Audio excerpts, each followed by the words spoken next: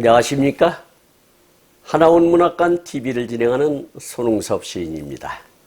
시청자와 문인 여러분, 오늘도 함께해 주셔서 감사합니다.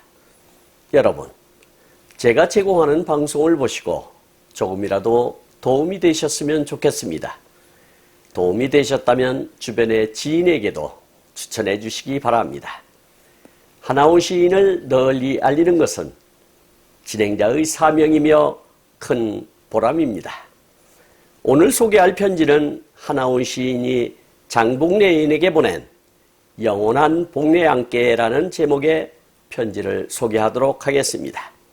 이 편지는 1993년 11월 12일 장복례 여인이 발행한 나의 슬픈 반생기 470페이지에 수록된 글을 근거로 방송하게 됨을 알려드립니다.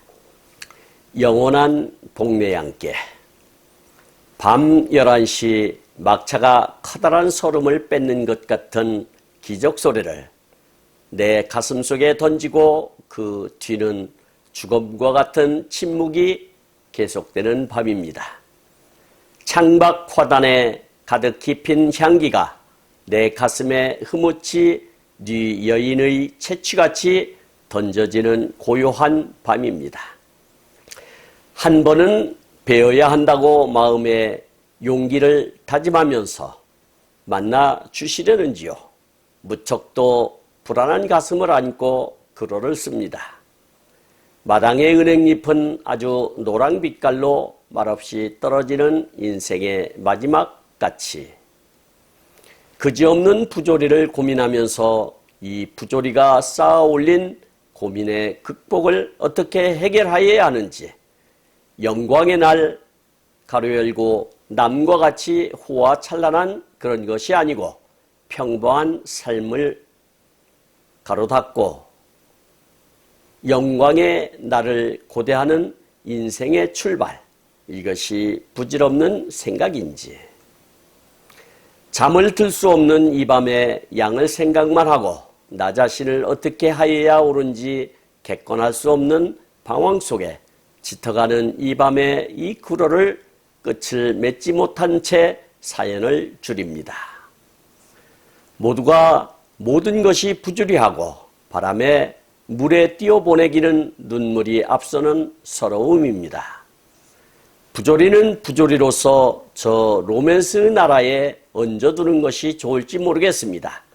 무화과의 전설처럼 11월 7일 이렇게 끝을 맺으려도 복례왕의 건강을 비는 인사가 빠져서 다시 계속합니다. 요새는 바쁘실 것입니다. 저도 장만영 선생님의 청에 자작시 해설집을 쓰고 있습니다. 원고지 800매, 이제는 무엇을 용기를 내면서 글을 써야 하겠습니다. 이곳에서는 김장이 바쁩니다. 큰 독을 50독이나 담궈야지요. 11월 7일 하나원 올림, 이렇게 편지를 맺고 있습니다. 여기서 밤 11시 막차가 커다란 소름을 뺏는 것 같은 기적소리를 내 가슴 속에 던지고 그 뒤는 죽음과 침묵이 계속되는 밤입니다 했는데, 죽음이라고 하는 것은 죽은 사람의 몸을 말하는데 다른 뜻으로 보자면 넘어옴, 시체 또는 시신은 죽은 사람의 몸을 말하며 사체는 사람이나 동물의 죽은 몸을 말한다. 시체란 화장을 하고 남은 뼈나 무덤 속에서 나온 죽은 사람의 뼈를 가리키는 말로 유골과 같은 말이다. 이렇게 이해할 수 있겠고요. 그리고 침묵이라고 하는 것은 입을 다물고 조용히 있음을 뜻하는 말이 되겠습니다. 그리고 그지없는 부조리를 고민하면서 했는데, 부조리라고 하는 것은 불합리, 배리, 모순, 불가해 등을 뜻하는 단어로서 철학에서는 의미를 전혀 찾을 수 없는 것을 뜻한다 할 수 있겠고, 원래는 조리에 맞지 않는 것이라는 논리적 의미만을 표시하는 말이었으나 합리주의 철학의 한계 속에서 등장한 실존주의 철학에서 중요한 의미를 지닌 용어가 되었다 할 수 있겠습니다. 그리고 고민이라고 하는 것은 괴로울 꽃자와 답답할 민으로 마음속으로 괴로워하며 속을 태움을 뜻하는 말이 되겠습니다. 그리고 영광의 날 가로 열고 남과 같이 호화찬란한 그런 것이 아니고 평범한 삶을 이렇게 가로 닫고를 고대하는 했는데, 여기서 고대라고 하는 것은 몹시 기다리다라는 뜻인데 흔히 우리는 학수고대라는 사자성어로 많이 쓰고 있습니다.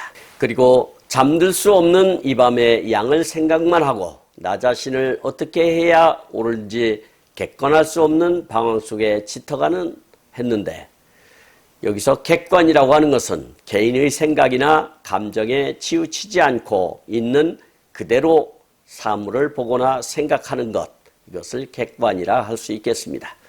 그리고 방황이라고 하는 것은 분명한 목표를 정하지 못하고 어찌할 바를 몰라 갈팡질팡함을 뜻하는 말이 되겠습니다. 그리고 부조리는 부조리로서 저 로맨스의 나라에 얹혀두는 것이 좋을지 모르겠습니다 했는데요. 여기서 로맨스라고 하는 것은 남녀 사이의 달콤한 사랑을 뜻합니다. 이 말은 본래 공상적, 모험적 요소가 강한 모험 이야기나 전기 문학을 뜻하는 말이었다고 합니다. 12세기경에 프랑스의 속된 말인 로망어로 쓰인 운문의 전기담이 로맨스라는 말의 기원이 되었다고 합니다. 본래는 소설적 이야기를 가리키던 말이었으나 이 말이 널리 쓰이기 시작하면서 연애 이야기, 연애 사건 등을 가리키는 말이 되었다고 합니다. 그리고 무화과의 전설처럼 이렇게 얘기를 했는데요. 무화과의 전설은 어원은 오치입니다. 아담과 이브가 무화과 잎새로 엮어서 앞치마와 반바지를 만들었다는 구약 성서 이야기입니다. 무화과 열매를 많이 열리게 하는 방법을 농민들에게 가르친 것은 술의 신 바커스였습니다. 그의 제삿날에는 여성들이 모두 무화과 열매를 엮은 목걸이를 걸고서 격렬한 춤을 춘답니다. 무화과 밑에서 자면 수녀의 유령이 깨어서 칼을 잡아라 타고 위협한답니다. 칼날 쪽을 잡으면 살해당하지만 운 좋게 손잡이 쪽을 잡으면 복을 받는다는 전설도 있습니다. 무화과의 역사는 기원전 2700년부터 재배되어 기록이 남아 있습니다. 그리고 저도 장만영 선생님의 청에 자작시 해설집을 쓰고 있습니다 했는데요. 여기서 장만영 선생님에 대해서 좀 알아보도록 하겠습니다. 1914년 1월 25일 태어나 1975년 10월 8일 돌아가셨으며 본관은 안동이고 호는 초에 황해도 연백 출생으로 아버지는 장완식이며 어머니는 연안김씨 김숙자입니다. 1923년 황해도 배천공립보통학교에 입학하여 1927년에 졸업하고 단신으로 상경하여 1932년 지금의 경복고등학교 전신인 경성 제2고등보통학교를 졸업하였습니다.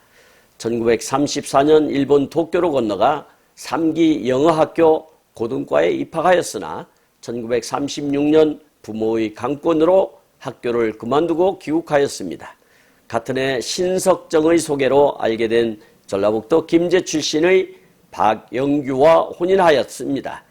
비교적 많은 교우, 문우와 친교를 맺었다고 하는데요. 고보 시절에는 훗날 삼사문학을 창간한 정현웅, 이시우, 한노단 등과 더불어 습작 활동을 하였다고 합니다. 그리고 자작시 해설집이라고 했는데요. 자작시 해설집에 대해서 또 조금 알아보도록 하겠습니다. 1960년 3월 15일 신흥출판사에서 발행한 한아원 시인의 자작시 해설집으로서 이 책의 서문의 일부를 보면 이번에 나를 언제나 아껴주는 시인 장만영 선생님의 여러 차례의 권고와 신흥출판사의 이준범 선생님의 넓은 아량으로 보잘것없는 이 황토끼리 세상에 나오게 되었다라고 기록하고 있습니다. 이 편지를 요약해보자면 아마도 한아원 시인도 결혼이라는 큰 고민에 빠진 듯합니다. 과연 사회로부터 천시받는 문둥이로서 사랑을 앞세워 결혼을 결정했다가 혹 그에게 못할 짓을 하는 것은 아닌가 하는 노파심에서겠지요. 그리고 장만영 시인의 적극적인 권고로 원고지 800매에 달하는 자작시 해설집 발간을 위하여 시작하겠다는 것과 보육원의 월동 준비로 김치 50독을 담궈야 한다는 이야기가 되겠습니다. 지금까지 함께하신 시청자와 문인 여러분 감사합니다. 제가 하나온 문학관 TV를 방송하는 이유는 고난과 역경을 딛고 문학의 꽃을 피우신 하나온 시인을 널리 알리기 위해서입니다. 여러분의 주변이나 하나온 시인에 관심 있으신 분께서는 인터넷 포털 다음의 카페에서 하나온 문학관을 검색하여 가입하시면 고 하나온 시인에 대한 다양한 자료를 접할 수 있으며 많은 시인과 문학활동을 함께할 수 있습니다. 그리고 유튜브에서 하나온 문학관 TV를 검색하시면 하나온 시인의 진면목을 발견하실 수 있습니다. 다음 제178화는 복례함께라는 하나온 시인이 장복례 여인에게 쓴 편지를 소개하도록 하겠습니다. 그리고 광고 말씀드리겠습니다. 하나온 문학관에서는 화면의 사진과 같이 문인의 등용문인 파랑새라는 문학지를 발간하고 있습니다. 화면에 있는 안내에 따라 기고해 주시기 바랍니다. 보다 더 알찬 내용으로 찾아뵙겠습니다. 감사합니다. 진행의 손흥섭이었습니다.